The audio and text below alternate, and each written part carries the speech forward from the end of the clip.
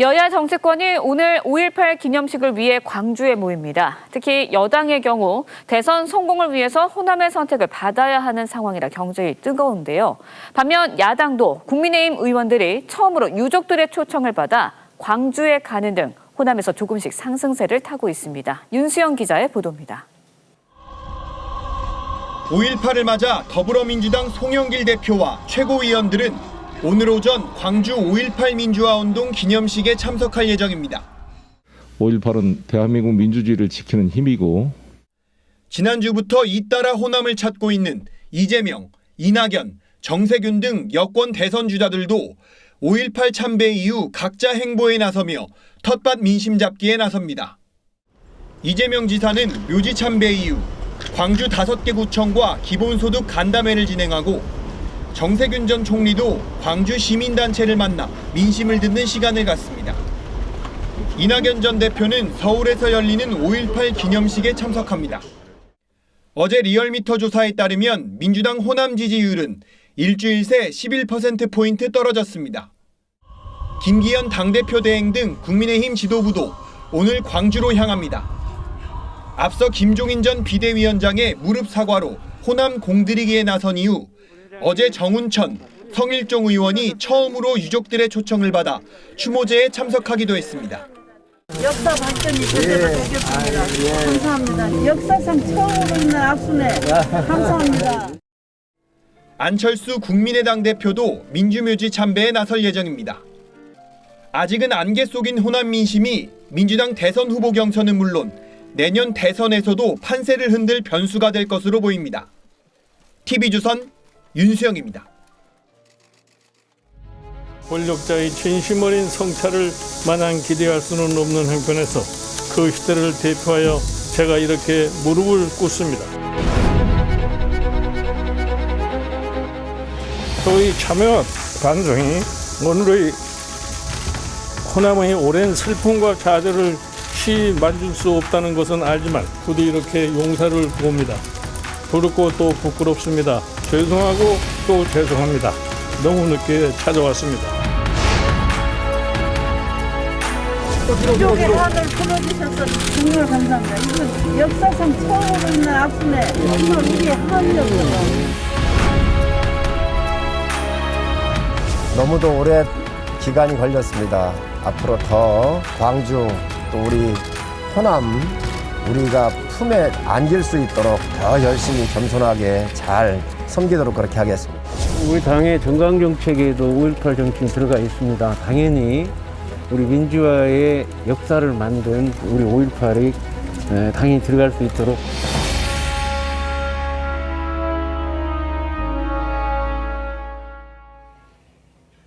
(5.18) 민주화운동이 올해로 41주년을 맞았습니다. 여야가 일제히 광주를 찾고 있는데요. 대선이 1년도 남지 않은 시점에서 대권 잠룡들의 호남 민심 쟁탈전도 치열해지고 있습니다. 네, 두 분과 함께 자세한 이야기. 자, 좀 전에 리포트 보셨지만 국민의힘 정운천 또 성일종 의원이 보수정당 의원으로는 처음입니다. 올해 이 5.18 추모제 어젯밤에 이제 초청을 받았습니다. 유족들의 환영을 받았는데 어제 추모식 어떻게 보셨는지요? 네, 최근 들어 이제 호남의 민심이 변화가 좀 보이고 있는 것 같다라는 이야기가 돌고 있습니다. 국민의힘 성일종 정운천 의원이 공식적으로 추모제에 참석을 초대를 받았고요. 또 호남 지지율이 최근 갤럽 조사에서 국민의힘에 대한 호남 지지율이 14%를 기록을 했습니다. 전주 대비해서 8%포인트 상승했다고 하는데 아무래도 호남의 지지율이 국민의힘에 대해서 굉장히 호의적으로 변하고 있다. 이렇게 봐도 되는 걸까요? 어떻습니까? 네, 그렇게 생각합니다. 그러니까 호남에서 보수 정당이 10%를 넘는다는 건 상당히 대단한 겁니다. 보수 정당에서 호남에서는 40%거든요. 근데 지금 거의 3, 4% 바닥을 헤매다가 지금 처음으로 10%를 넘어 14%까지 갔는데 저는 대단한 거고요. 근데 저는 이제 저게 호남에서 국민의힘이 상승했다고 보기보다는 저는 오히려 민주당의 지지도가 오히려 하락했다고 보는 것이 저는 정확하다고 봅니다. 그렇군요. 예, 그리고 이제 보통 호남은 다른 지역보다 평균 20%포인트가 항상 높았습니다. 그러니까 다른 지역에서 50%면 70%였고 40이면 한 60%였죠. 그런데 호남에서의 어떤 그 레임덕 마지노선이 사실 50%를 잡는데 그게 4월 중순부터 이제 이후로 떨어졌습니다.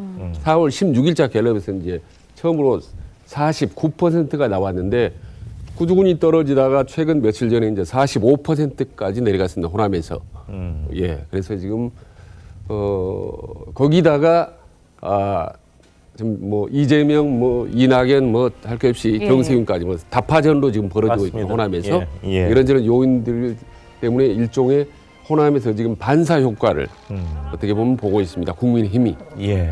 여야 이 대권 주자들도 속속 뭐 광주를 찾고 있고 광주에 머물고 있습니다. 올해 이 5.18 기념식이 사실상 여야 대권 경쟁의 장이 됐다. 뭐 이런 얘기도 나오고 있는데 어제 저희가 방송에서 갤럽 조사 호남권의 여야 대권 주자 지지도를 소개해드렸는데 이재명 경기지사가 호남에서 39.1%. 좀 압도적이다 이런 표현이 어울릴 것 같습니다. 이낙연 전 총리가 11.6%, 정세균 전 총리가 6.1%, 윤석열 전 총장이 검찰총장이 4.3%의 지지를 받고 있습니다.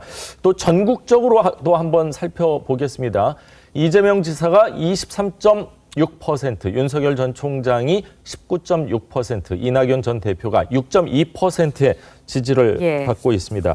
자, 여야 모두 이 호남에 공을 들이고 있는데 호남에서의 지지율 대선 전국에서 어떤 의미가 있다 이렇게 해석을 해야 될까요? 네, 이렇게 여야가 호남 민심에 공을 들이는 가운데 윤석열 전 총장 침묵을 깨고 5.18 메시지를 냈습니다. 그렇지만 뭐 직접 광주에 방문할지 이 부분에 대해서도 굉장히 관심이 쏠리고 있거든요. 네, 만약에 광주에 윤석열이 짠 나타난다면 정말 많은 주목을 전국적으로 받게 될 겁니다. 아마. 지금 5.18 메시지만 하더라도 모든 언론이 지금 맞습니다. 다 받았지 않습니까? 그래서 결국 그 정치를 하긴 하는구나, 윤석열이 대선에 나가는구나 라는 또 강한 느낌을 준 게 이번에 메시지였거든요. 근데 현장에 나타날 경우는 아마 정말 그 어떤 이벤트 효과보다 크게 아마 스포트라이트를 좀 받을 거라고 봅니다. 근데 제가 알기로는 아마 내부에서 상당히 그런 찬반 논란이 좀 벌어지고 있는 것 같습니다. 이번에 뭔가를 보여주자라는 것과 6월 11일 날 국민힘의 전당대회 당대표 누가 되는가 보고 이후에 행보를 하자라는 걸로 지금 논란이 벌어지고 있는데 아마 지금 현재로서는 참석 가능성은 아마 높지는 않은 것 같다라고 봅니다만. 오늘 당일은 아니더라도 조만간 아마 찾지 않을까 이렇게 많이들 그 가능성은 상당히 있다고 습니다. 자, 윤석열 전 총장이 야권의 대권 주자로 거론되고 있긴 하지만 사실 본인의 정치적인 성향에 대해서는 말을 굉장히 아껴왔습니다. 국민의힘 윤 전 총장이 입당 의사를 확인했다. 뭐 이런 얘기도 나오고 있는데요. 어떤 얘기인지 한번 직접 들어보시죠. 굳이 진보와 보수를 가른다면요. 보수 쪽에 가까운 문재인 대통령의 정치적 성향과는 오히려 먼 부분이 많다고 저는 사실 생각합니다. 제가 여기서 뭐라고 드릴 말씀은 없습니다. 본인의 성향이나 이런 것들이 꼭 무슨 더불어민주당과 일치하거나 문재인 대통령과 일치하거나 그런 것은 아니죠? 그렇습니다. 몇 군데서 확인했다라는 거는 윤석열 전 총장 측으로부터 확인했다는 건가요? 아니면은 그런데 뭐 신임장을 가지고 와서 이야기하는 것도 아니니까 그렇습니다만은 이래저래 간접적인 의사는 확인할 수 있지 않겠습니까? 좌우지간 그쪽으로부터 확인했다. 그렇습니다. 생각을 알 수 있는 분들로부터 확인을 했다. 자, 문재인 대통령이나 더불어민주당과 일치하지는 않는다 그랬을 때 그렇게 또 아주 심플하게 답을 했습니다. 그리고 또 주호영 의원 지금 당권 도전 선언을 했는데 선거운동의 일환일 수도 있고 여러 가지 가능성은 있습니다. 어느 정도 입당을 측근을 통해서 확인했다. 이렇게까지 얘기를 했어요. 상당히 발언이 구체적이고 자신이 좀 있는 것 같아요. 그리고 과거 윤석열 총장 검찰에 대구에 근무할 때 또 몇 년 동안 같은 아파트에 살았다. 여러 경로를 통해 확인했다.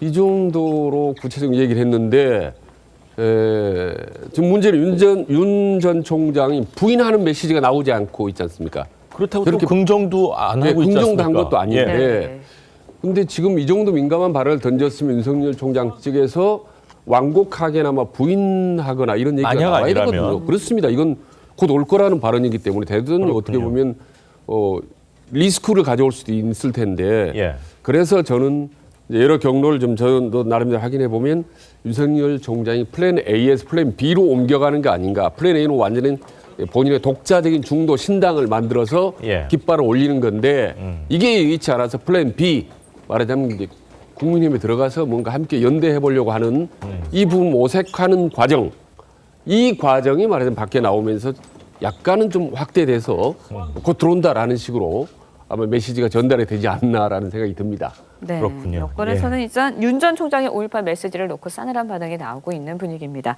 윤 전 총장 관련해서 여권 대선 주자들 발언 직접 듣고 이야기 이어가겠습니다. 윤석열 전 검찰총장이 이제 5.18이 시대 정신이자 헌법 정신이다 이런 메시지를 내놨습니다. 어떻게 평가하세요? 예, 뭐 늦었지만 그런 말씀을 하신 것을 환영합니다. 짧게 말씀하시네요. 예, 제 얘기할 것도 많은데 남의 얘기 길게 할 필요는 없지 않겠습니까? 네. 윤석열 전 총장은 아직 정치 시작하지 않았는데도 높은 지지율을 얻는 것, 이건 어떻게 분석하세요? 이미 바람은 불고 있다고 봐야 되겠죠. 그러나 언젠가는 그분이 밖에 나오셔야 될 거고 그때부터 국민들께서 제대로 보시는 기간이 오겠지요. 거품은 빠질 거라고 보십니까? 더 좋아질지도 모르죠. 여권의 이런 반응을 놓고 야권에서는요. 5.18이 진보 진영의 전유물이 아닌데 그런 자격 오늘날 당신들 또 자격이 있느냐 또 이런 비판이 나오고 있어요. 어떻게 들으셨는지요? 저 충분히 저는 얘기를 할 수 있다고 봅니다. 왜냐하면 윤석열 아니라 강경 보수 우파 인사가 5.18에 대해서 상당히 높이 평가하더라도 그럼 민주당으로서는 환영할 일 아니겠습니까? 그렇기 때문에 뭐 윤석열의 5.18 발언을 비판하기에는 뭐 여지가 있는 것 같고 다만 이제 윤석열이 요즘 뭐 아시다시피 지지도 1, 2위를 달리고 있는데 거기다 5.18 매치를 해서 그게 많은 국민적 주목을 받고 거기다 호남에서 지지도가 제법 상당히 나오고 있는 상태입니다. 맞습니다. 예, 그 민주당으로서는 상당히 위기의식을 가질 수밖에 없죠. 아까 저희가 봤으니까 14%였지 않습니까? 예, 그렇습니다. 과거한테 또 4월 중순에서는 리얼미터에서도 1위를 하기로 했습니다. 오차범위 내기는 하지만은 이런 부분들이 상당히 쓰이죠. 그래서 자꾸 뭐 충청도 대망론에서 윤석열을 지금 띄우려고 하는 반에 거기다 플러스 호남까지 하면 마치 옛날 DJP 뭐 이런 거 연상되면서 민주당 입장에서는 상당히 좀 예민하게 반응할 수밖에 없겠다라는 생각이 듭니다. 네, 다음 이야기도 좀 해보도록 하겠습니다. 민주당 송영길 대표가 주도하고 있는 부동산 규제 완화를 두고 당 지도부에서 엉터리다라는 비판이 공개적으로 나왔습니다. 친문계로 분류가 되고 있는 강병원 최고위원이 송 대표 면전에서 작심 발언을 한 건데요. 관련 화면 준비했습니다. 직접 보시죠. No, no, no, no, no, no, no.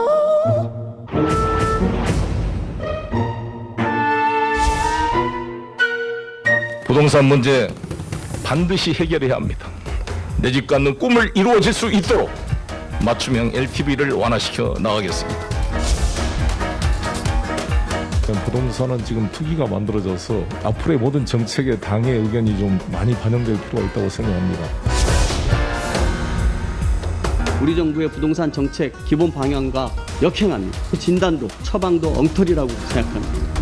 대출 규제는 시장에 끼치는 영향이 큰 만큼 세심하게 검토하겠습니다. 현장에서 굉장히 격앙된 목소리들도 많고 빠르게 정책 전환이 또 이루어져서 우리 주민들한테 큰 도움이 됐으면 좋겠다라는. 냉담하게 이해관계가 대립되는 양측 세력이 있어서 충분히 논의를 해서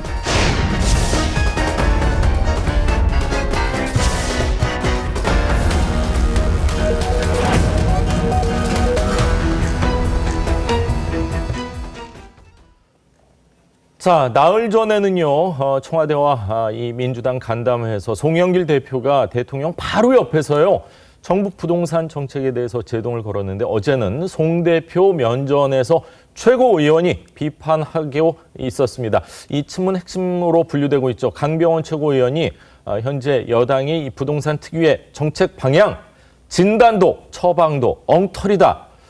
야, 엉터리라는 표현을 최고위원이 썼을 때는 굉장히 격앙됐다 이런 표현을 써도 될 것 같습니다. 뭐 겁니다. 네. 일단 뭐 같은 자리에 있던 송영길 대표 별다른 반응이 보이지 않았다라고 이야기가 되고 있습니다. 하지만 이제 6월 1일부터 과세 기준일입니다. 맞습니다. 부동산 세제가 과연 완화가 될지 국민들의 관심이 높을 수밖에 없거든요. 1인 주택자의 뭐 재산세, 종부세 부과 기준 완화 여기에 대해서 굉장히 관심이 높은데 청와대와 여당 그리고 여당 안에서도 서로 다른 목소리가 계속해서 나오고 있습니다. 시민들이 볼 때 아무래도 국민들이 볼 때는 불안감이 더 가중되고 이게 혼란이 가중될 수밖에 없을 것 같거든요. 예, 그럴 것 같습니다. 그리고 혼선이 교통정리가 아직 안 됐구나. 그리고 앞으로 교통정리 쉽게 되지 않겠다라는 생각이 듭니다. 아까 교수님 말씀드린 이렇게 부동산 문제는 지금 뜨거운 감자를 이 가만 놔두면 이게 태풍이 눈이 될 수도 있습니다. 예. 왜냐하면 문재인 정부의 대표 정책 그리고 이른바 이게 친문 의원들이 어떤 대표적인 정책이 바로 부동산 정책인데 이걸 4년 동안 내내 해왔지 않습니까? 이걸 지금 와서 송영길 대표 체제가 한번 뭔가 지금 궤도 수정을 한번 해보려고 하는데 지금 계속 제동이 걸린 거 아니겠습니까? 이게 지금 다행히 송영길 대표가 지금 당대표에서 반박을 하지 않았기에 망정이지 정면으로 만약 그걸 반박을 했다면 아마 상당히 경론이 벌어졌을 가능성이 높습니다. 그래서 그러나 이후로도 아마 물밑에서 계속 치열하게 경론이 벌어질 가능성이 높고 저걸 놔두면 당청 간의 갈등 그리고 또 그게 또 악화되면 뭐 여권 내부 분열 급기야는 말하자면 이제 대통령에 대한 어떤 차별화까지도 확전이 될 수 있습니다. 그래서 소리 없이 내부적으로 빨리 정부 여당은 부동산 문제에 대해서 어느 방향이든 간에 정리, 입장 정리, 교통 정리를 하지 않으면 계속 저런 잡음들이, 파열음들이 계속 연달아 나올 수밖에 없고 저게 임기 말에 대통령이 문재인 대통령이 발목을 잡을 수 있다. 빨리 조기에 교통정리할 필요가 있다고 봅니다. 그렇군요. 대선도 이 내년 3월이지만 지방선거는 내년 6월이기 때문에 지금 서울 시내 구청장 25명 가운데 24명이 민주당이고 어제 서울적 구청장 민주당 출신 7명이 부동산 대책 특위 회의에 함께 했습니다. 민심이 굉장히 좋지 않다. 규제 완화 목소리를 높였다고 하면서 오히려 이 야당인 오세훈 지금 현 서울시장과 비슷한 목소리를 내고 있고 이 종부세 같은 경우는 뭐 세금이 아니라 뭐 벌금 아니냐 뭐 이런 얘기 포괄적으로 좀 나온 것 같습니다. 어떻게 해석을 해야 될까요? 어제 7개 구청이 강남, 강동, 노원, 송파, 양천, 영등포, 은평 구청장이 참석을 했습니다. 나머지 구청장님들은 뭐 일정이 있어서 안 왔는지 초청을 안 했는지 모르겠지만 아마 집값이 많이 오른 구청장 분들은 지금 7명의 구청장과 비슷한 심정으로 동조를 하지 않았을까 하는 생각도 듭니다. 이러면서 이제 최근 청와대에서도 언론 인터뷰에 적극적으로 임하고 있는 모습을 보이고 있습니다. 뭐 논쟁이 되고 있는, 쟁점이 되고 있는 종합 부동산세 완화에 대해서 어떤 이야기들이 나왔는지 직접 듣고 이야기 이어가겠습니다. 종부세 부분은 조금 더 이제 신중을 해야 될 부분이라고 보고 있고요. 어떤 또 수요나 어떤 과세 형평성 측면에서도 고려가 있어야 될 것이라고 봅니다. 대선이 다가오게 되면 새로운 논의, 새로운 합의라는 게 만들어져야 되잖아요. 정당이 상당한 주도권을 갖는 것은 당연하다. 라는 게 대통령의 인식이고요. 당청 갈등이라는 게 저는 있을 수 없다고. 네, 이승호 청와대 정책실장 쟁점이 되고 있는 종부세 완화에 대해서는 더 신중해야 한다. 뭐 사실상 뭐 반대 입장을 피력했다고 봐야 될 것 같고요. 이철희 정무수석은 당청이 충분히 논의하고 있다면서 당청 갈등 있을 수 없다 이렇게 선을 그으고 있습니다. 좀 전에도 말씀을 하셨지만 평균값이 한 9억 원 정도 됐다고 하고 그 9억 원 기준이라는 게 벌써 10년을 훌쩍 넘은 기준이기 때문에 어떻게든 변화가 있어야 되고 특히 이제 은퇴를 하신 분들 입장에서는 세금 부담이 너무 크다 이런 얘기가 시중에 많이 돌고 있는 게 사실이죠. 강병원 최고위원은 누구를 위한 정책인지 한번 생각해 봐야 된다 그러면서 부디 부자들을 세금 깎아주기 위한 특위 아니길 바란다 하면서 부동산 특위 위원장 김진표 위원장에게 또 직격을 날렸습니다. 송영길 대표 그런데 이제 면전에서 비판받은 일이 또 있었습니다. 어제 성년의 날을 맞이해서 민주당에서 20대 청년들을 초청해 간담회를 가졌는데 정부와 당에 대한 날선 비판이 이어졌습니다. 직접 들어보시죠.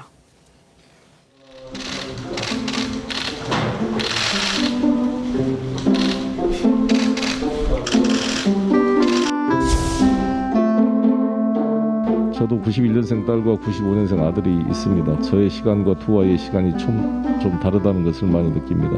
G세대 비판에 기꺼이 귀를 열어주고 또 이것을 받아들이도록 노력하겠습니다. 오히려 요즘엔 너 더불어민주당 지지하냐? 다 조롱과 비하의 이야기가 돼버린 것 같습니다. 어떤 분은 구졸자에게 세계여행 경비 1,000만 원을 지급해준다고 하고 어떤 분은 군을 제대한 청년들에게 3,000만 원씩 지급한다고 하고 청년들은 더 이상 이런 공약들에 속아 표를 주지 않습니다. 그리고 사실 이런 생각도 들었습니다. 가서 이야기한다고 해서 뭐 달라질까? 그냥 보여주기식 행사가 아닐까? 한편으로는 가시방석이라도 앉은 것처럼 미안하고 안타까운 마음도 듭니다. 네, 20대들 뭐 현금성 공약에 표를 주지 않겠다. 20대들 사이에서는 더불어민주당을 지지한다고 하면 조롱과 비아냥거리가 된다. 굉장히 강하게 비난을 했어요. 네, 그렇습니다. 지금 민주당이 20대, 30대 이른바 MZ세대로부터 지지를 못 받고 있다라는 거 이미 언론에 많이 나오지 않습니까? 여론조사에서 다 밝혀지더라고요. 예, 지난번에 이 자리에서 20대 여론조사가 오히려 처음으로 20%를 못 넘는 19점 몇 %까지 나왔습니다. 그러니까 아주 최악의 상태인데 그런 상황에서 이제 민주당 여권 주자들이 앞다투 경쟁하고 있지 않습니까? 청년 민심 끌어당기기 위해서 뭐 세계경비 1,000만 원 주겠다, 뭐 군대에 갔다 온 사람이 뭐 3,000만 원 이런 이제 경쟁을 공약을 내세우고 있는 이런 부분들이 상당히 언론에 좀 주목을 좀 받고 있습니다. 사실은. 예. 그래서 여권의 다른 주자들은 야권 주자들도 우리가 청년 끌어당기기 위한 다양한 구체적인 현금 공약 같은 것도 내세워야 되나 고민하고 있던 차에 본인이 어제 이제 20대들이 전부 저런 거 필요 없다고 더 이상 속지 않는다라고 강력하게 메시지를 던졌기 때문에 상당히 좀 민주당으로도 뼈아프고 차기 대권 주자들로서 상당히 좀 뼈아픈 겁니다. 다행히 이제 송영길 대표가 그 부분에 대해서 반박을 하지 않고 정말 미안하고 안타깝다라고 이제 얘기하고 넘어간 게 그나마 저는 이제 다행이라고 보는 거고요. 그렇군요. 앞으로 일회성이 아니라 좀 지속적이고 꾸준하고 그리고 진정성이 있는 20대 청년들에 맞습니다. 대한 전략이 나와야 된다고 봅니다. 그렇군요. 더 민초에서도 20대 청년 간담회 쓴소리를 듣겠다고 했는데 그런 것 자체가 어떤 또 변화의 몸부림으로 볼 수도 있고 지금 18세에서 29세 지지율이 19%라고 했는데 17.9% 70대 이상이 19.9%인데 70대 이상보다도 더 낮은 10대, 20대 지지율을 보이고 있다 하면은 아마 굉장히 많은 분발도 필요하지 않나 이런 생각도 듭니다. 자, 오늘 두 분 말씀은 여기까지 듣도록 하겠습니다. 감사합니다. 고맙습니다.